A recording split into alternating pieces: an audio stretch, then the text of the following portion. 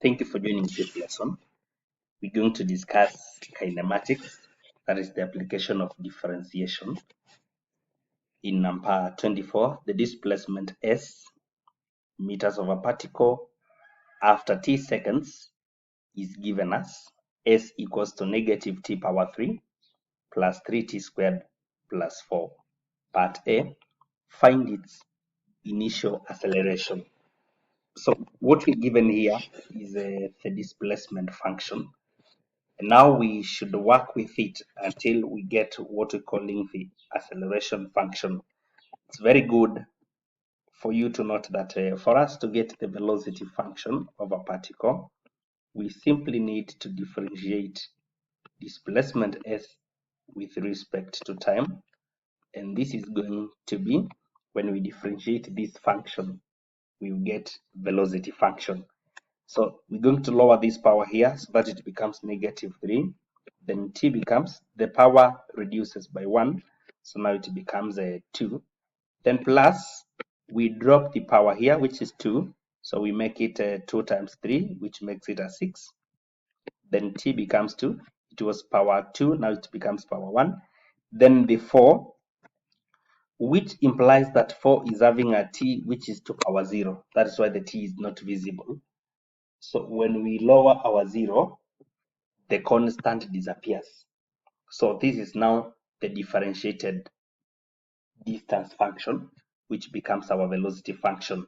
So after getting velocity function, for us to get acceleration function, now we need to do the second derivative of the displacement function, or rather, we differentiate velocity with respect to time. This is going to be, we drop the power here, this becomes now negative 6, and t becomes to power 1, then plus, this t is to power 1, so we drop 1 here, it just becomes a 6, yeah, and there is no constant. So in simpler terms, now we are having every function here. The displacement function is negative t power 3 plus 3 t squared plus 4. Then we have the velocity function as negative 3t squared plus 6t. And finally, the acceleration function equals to negative 6t plus 6. So those are the functions now. We can find now initial acceleration. So initial acceleration is a acceleration when t is equivalent to 0. So initial acceleration is going to be negative 6 into 0 plus 6. So this is going to be exactly 6 meters per second squared. That is going to be the initial acceleration. The second thing is calculate the time when the particle was momentarily at rest. Momentarily at rest means that there is a time when the velocity became 0. Therefore, we're going to equate the velocity function to 0. We're going to say negative 3t squared plus 6t equals to 0. Then now we solve for t. So what you're going to have is okay, let me have the part which has t squared beginning the equation, then negative t equals to 0. So we can factorize.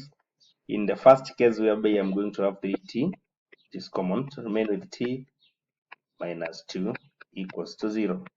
Therefore, 3t equals to 0, which means the value of t is 0, or t minus 2 equals to 0, which implies that the value of t is equivalent to 2 seconds.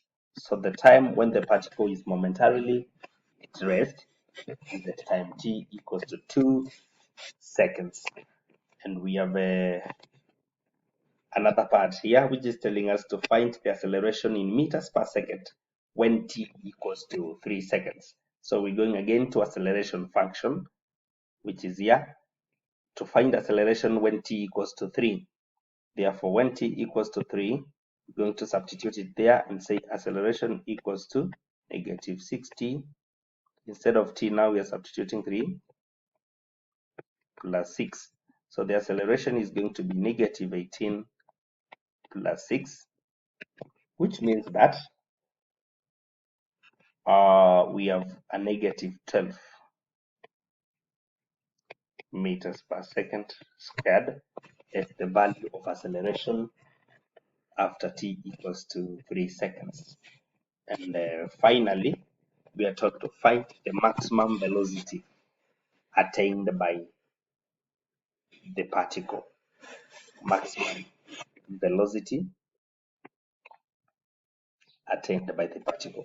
For us to know maximum velocity, we should know when acceleration is 0.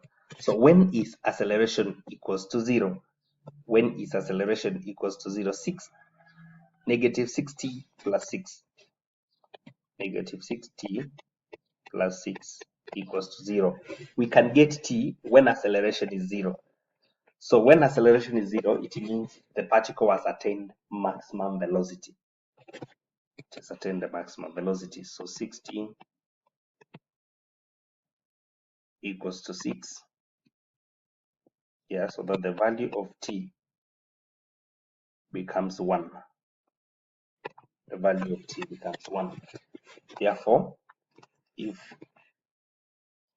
the maximum velocity is attained after t equals to 1, then it means we can get that velocity. The maximum velocity is going to be when t equals to 1, because when t equals to 1, acceleration it becomes 0. That means it had attained maximum velocity at acceleration equals to 0. So we go to velocity function, which is negative 3t squared. Negative 3t squared. So t is 1 squared plus 6t. So we add 6t, which is 1. This is equivalent to negative 3 plus 6, giving us exactly 3 meters per second as the maximum velocity attained by the vehicle. Thank you for following. Subscribe and share.